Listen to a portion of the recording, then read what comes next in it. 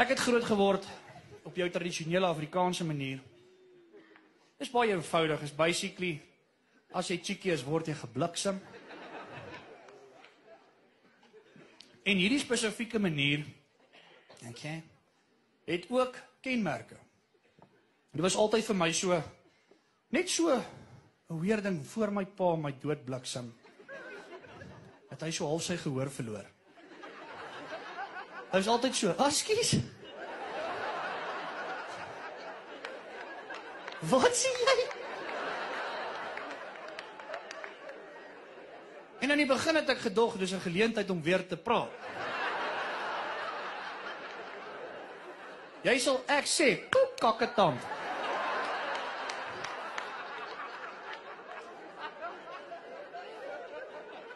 Nog 'n kenmerk van hierdie metode van opvoeding, is die feit hoe jou pa jou sulke confusing vrae vra om met jou kop te speel. Sê confusing goed soos, "Sorry, het jy nou net my bakkie gegooi met 'n klip?" En dan sê jy, "Wat wil vir my so voorkom, want ek het een gehad. Ek onthou dit, okay? En ek onthou, ek het so kakketand."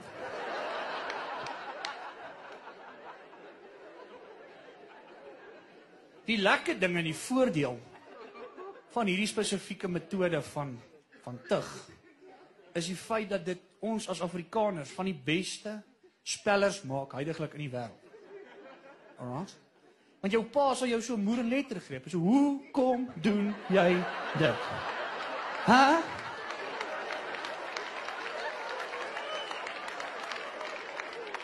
Wat sê jy vir my? Wat sê jy vir my?"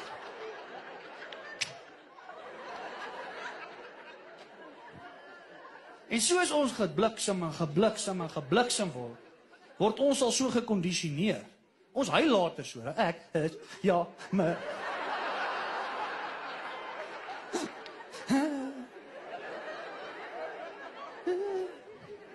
Ja, maar ek het op die tafel gekak.